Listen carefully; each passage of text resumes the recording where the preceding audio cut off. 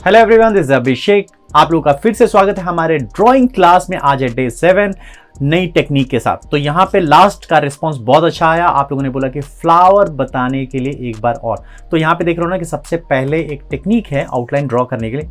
सबसे पहले सर्कल बनाए, जितने पेटल्स चाहिए ना उतने मैंने लाइंस वहाँ पे टच किए हैं सर्कल के आउटलाइन पे। इससे क्या होगा ना कि हर एक पेटल जो होगा ना एक बराबर होगा और डिस्टेंस भी बराबर होगा। तो यहाँ पे देख रहे हो कि अभी जितने भी आउटलाइन रेफरेंस लाइन हम लोगों ने लाइन ड्रॉ किया था ना, उसको हम लोगों ने कर लिया इरेज। इवन सर्कल का जो आउटलाइन है ना वो भी हम लोगों ने इरेज कर लिया। इरेज करने के बाद डिटेल्स, तो यहाँ पे देख रहे हो जितने भी डिटेल्स है ना, डिटेल्स आप कर सकते हो और ये डायरेक्शन कोई भी हो सकता है। अब देखो यहाँ पे फ्रंट में बनाया था, अब बारी आ जाती है साइड। तो साइड के लिए हम लोगों ने क्या किया कि एक ओवल शेप लिया। देखो ये हमेशा ही ध्यान रखना कि जितना भी फ्रंट होगा वो एकदम परफेक्ट सर्कल होगा और साइड होगा तो वो सेमी सर्कल या फिर आप उसको ओवल शेप दे सकते हो। यहाँ पे भी वही होगा कि जितनी लाइन उतने ज़्यादा पेटल्स।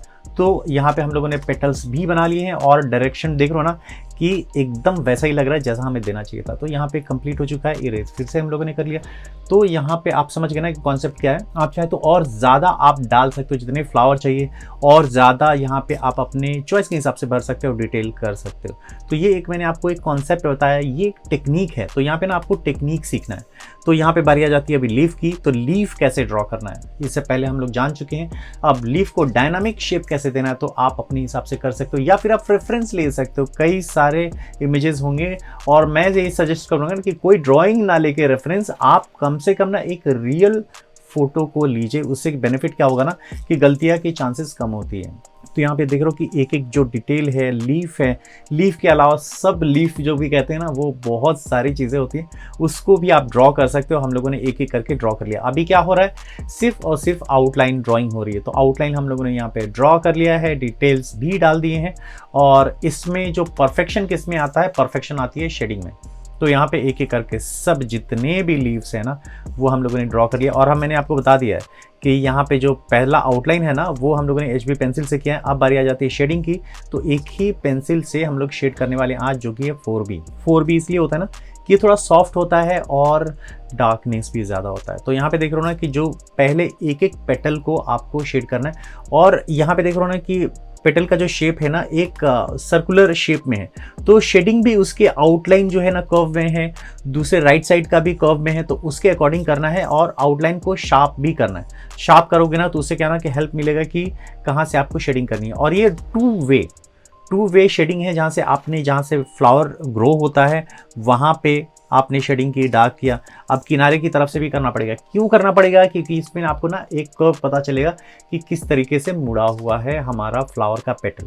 तो एक एक करके सब हमें बनाना है और दोनों के बीच में, दोनों लाइन के बीच में ना एक को डार्क एक को लाइट रखना है। इसलिए रखना है कि आपको इसमें डेप्थ पता चले कि कौन सा पेटल जो है ना ऊपर है, कौन सा नीचे है। तो एकदम फ्लैट नहीं दिखना चाहिए, क्योंकि हम लोग आ चुके हैं अभी क्लास 7 में। तो 7 में ना शेडिंग को भी हमें थोड़ा सा ध्यान देना है और एक एक करके प्रोग्रेसिव ज़्यादा रहना है। क्योंकि देखो एक एक मैं ट्यूटोरियल आप लोग को बता रहा हूँ ना, तो ये फ्लावर का बताइए ना, तो इसमें से कई सारे रेफरेंस आपको लेने और ड्रॉ करना है। ऐसा नहीं कि जो मैं जैसे जैसे बता रहा हूँ वैसे वैसे आपने कर लिया। तो इससे क्या हुआ, एक कॉपी वर्क हुआ। तो उस हिसाब से करना है जिस हिसाब से मैं बता रहा हूँ। तो टेक्निक सीखो, कॉपी वर्क नहीं सीखो। तो ये कुछ है, ऐसे बहुत सारे ट्यूटोरियल मैंने बनाए हैं। इनफैक्ट मैंने कोर्सेज भी बताए जिसमें आपको रियल टाइम वीडियोस मिलेंगे, तो वहाँ पे भी आप सीख सकते हो। ऐसे बहुत सारी चीज़ें जो यूट्यूब पे भी नहीं है, वो एक्सक्लूसिव वीडियोस हैं। तो और वो उसका जो नेम है स्टैंडर्ड प्रोग्राम है, आप इस नंबर पे कॉल करके भी पूछ सकते हो। तो यहाँ पे देखो अभी हम लोगों ने क्या किया, टू वे शेडिंग। अब यहाँ पे मैं आपको थोड़ा सा ना स्लो वर्जन में बताया मैंने कि किस तरीके से करना है और वैसे ही आपको फॉलो जैसे उसका शेप है, पेटल का शेप है। अब इसके बाद वाला जो पेटल है ना वो नीचे की तरफ है। तो कहाँ पे शेडिंग ज़्यादा होगी, यहाँ पे मैंने लाइट रखा। दोनों का जो लाइन मिल रहा है ना वहाँ पे ऊपर वाले को मैं हमेशा ही लाइट रखूँगा और नीचे वाला जो है ना, जैसे कि इसके बाद अब जो कर रहा हूँ उसको मैं थोड़ा सा डार्क रखूँगा। क्यों डार्क रखूँगा, इससे क्या होगा ना कि लेयर पता चलेगा। हमेशा नीचे वाली चीज़ जो होगी ना वो डार्क होगी, क्योंकि उसमें शेडो आता है। तो लाइटिंग ऑलरेडी हम लोग कंप्लीट कर चुके हैं। तो लाइटिंग की टेक्निक जो है ना इस पे भी अप्लाई करनी है फ्लावर पे। देखो यहाँ पे अभी हम लोग क्या, दोनों जहाँ पे लाइन मिला है ना वहाँ पे हम लोग डार्क कर रहे हैं। डार्क इसलिए कर रहे हैं कि वो नीचे की तरफ है। तो ये डेप्थ है ना, तो अब आर्टिस्ट ने जैसा बनाया है, किस तरीके से बनाया उसका कॉन्सेप्ट समझो कि क्यों बनाया उसने। तो यही सारी चीज़ें हमें डिटेल करना है बाकी के फ्लावर में जितने भी बनाओगे।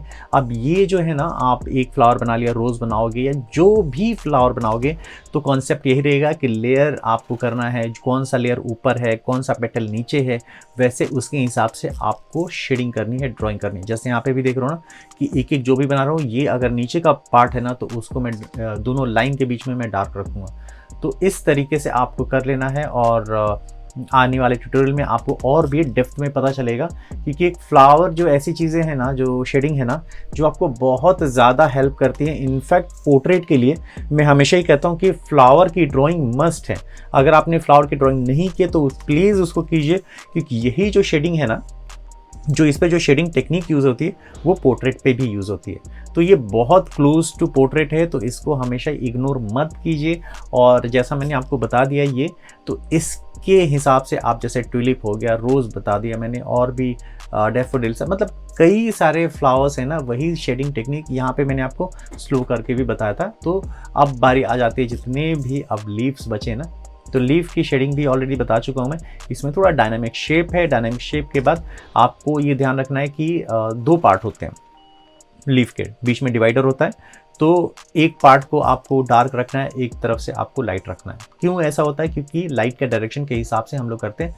तो हमेशा, जैसे कि आप देखो, एक नीचे से स्टार्ट हुआ था और एक ऊपर से हुआ था, तो दोनों को आप कंपेयर करके सेम चीज़ें आप दूसरे में भी अप्लाई कर सकते हो। और ये बिल्कुल ही सॉफ्ट हैंड से, जैसे यहाँ पे स्लो करके भी मैं आपको बता रहा हूँ कि बिल्कुल ही पेशेंस रखिए।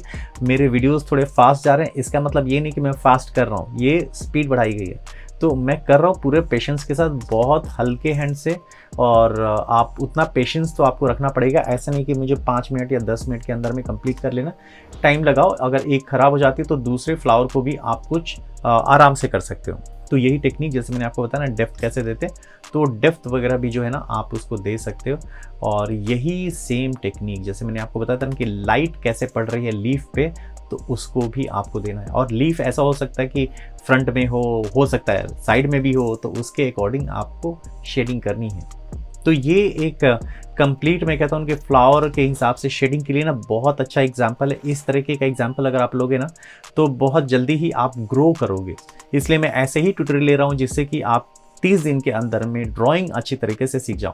और ये जो ड्राइंग मैं बता रहा हूँ आपको, तो ये ऐसा नहीं कि आपको कॉपी करके सिर्फ मैं जो ट्यूटोरियल बता रहा हूँ वही बनाना है। ऐसे एंगल्स को लेके और भी रेफरेंस लेना है, आपको ड्रॉ करना है, तभी ज़्यादा अच्छा रिजल्ट आएगा।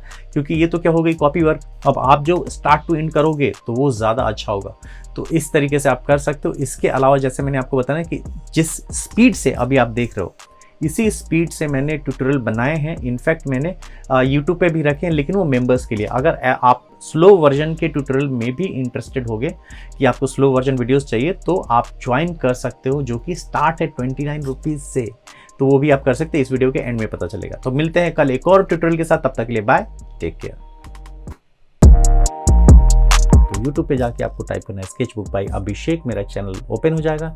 चैनल ओपन होने के बाद आपको कई सारे वीडियो दिख जाएंगे, तो उस वीडियो में से कोई भी एक वीडियो आपको सेलेक्ट कर लेना है, ओपन कर लेना है। ओपन करने के बाद उसमें आपको दिखेगा एक टाइटल बार, जहाँ पे उसका टाइटल होता है, जैसे यहाँ पे डे 1 वगैरह लिखा हुआ है, ड्राइंग फॉर बिगनर्स लिखा हुआ है, उसके जस्ट नीचे आपको एक ज्वाइन बटन दिख जाएगा। ज्वाइन बटन पे क्लिक करना है और यहाँ पे कई सारे ऑप्शन आ जाएंगे, जो कि अब तो 29 रुपीज़ से भी आ चुका है। तो यहाँ पे आपको क्लिक कर देना है ज्वाइन बटन, और उसमें आपको पेमेंट कर देने के बाद आप एक्सेस कर सकते हो वीडियोज़ को। तो ये वीडियो कैसा लगा ज़रूर बताइएगा, और मिलते हैं अगले वीडियो में। तब तक के लिए बाय, टेक केयर।